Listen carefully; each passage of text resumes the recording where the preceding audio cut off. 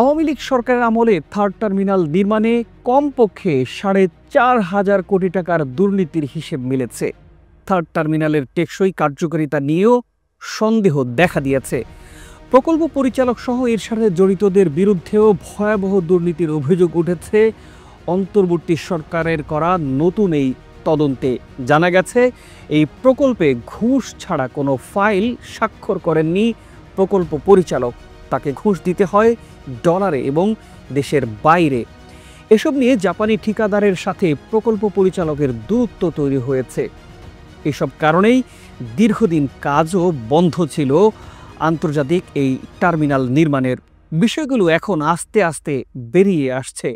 প্রকল্প পরিচালক স্বাক্ষর না করায় এবং সরকারি ভ্যাট ট্যাক্স পরিশোধ না করায় অর্ধশত গুরুত্বপূর্ণ ইকুইপমেন্ট দীর্ঘদিন ধরে চট্টগ্রাম সহ বিভিন্ন বন্দরে আটকে ছিল। এখনও অনেক পণ্য আটকে আছে বন্দরগুলোতে।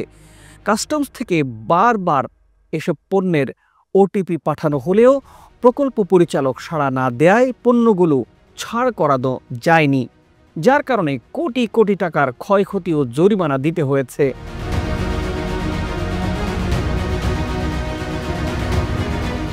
জানা গেছে প্রকল্পের জন্য পাথর কেনা হয়েছে সিলেট থেকে, কিন্তু ইতালি থেকে ক্রয় দেখিয়ে সেই পাথরের ইন্সপেকশন করতে প্রকল্পের একাধিক কর্মকর্তার বিরুদ্ধে ইতালি ভ্রমণের অভিযোগ আছে। এছাড়া 1800 স্কয়ার ফুট টাইলসের মান দেখতেও বিদেশ ভ্রমণের অভিযোগ আছে প্রকল্প পরিচালক সহ 3 জনের বিরুদ্ধে। প্রকল্পের কেনাকাটা নিয়ে বড় ধরনের অনিয়ম দুর্নীতি হয়েছে। শুরুর দিকে দক্ষিণ কোরিয়া, চীন সহ বিভিন্ন দেশ থেকে অসংখ্য নিম্নমানের ইকুইপমেন্ট ও পণ্য কেনা হয়েছিল। বেসামরিক বিমান চলাচল কর্তৃপক্ষের নজরে আসার পর এসব পণ্যের মান যাচাই করা হয়। এতে বেশিরভাগ পণ্য ও ইকুইপমেন্ট নিম্নমানের প্রমাণ হওয়ায় সেগুলো সংশ্লিষ্ট দেশে ফেরত পাঠানোর নির্দেশ দেওয়া হয়।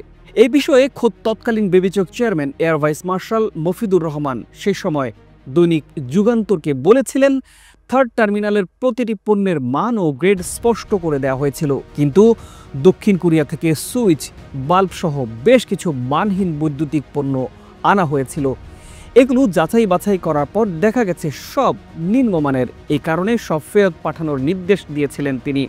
এছাড়া একটি গ্রুপ নানাভাবে চেষ্টা করেছে টার্মিনাল ভবনের lift, escalator, boarding bridge, substation, radar সহ কিছু গুরুত্বপূর্ণ আইটেম কোরিয়া সহ কয়েকটি দেশ থেকে নিয়ে আসার জন্য। প্রিয় দর্শক, আজ এ পর্যন্তই। কমেন্ট বক্সে আপনার মূল্যবান মতামত জানাতে পারেন। ভালো থাকুন, সুস্থ থাকুন আর আমাদের চ্যানেলটি সাবস্ক্রাইব করে সঙ্গেই থাকুন।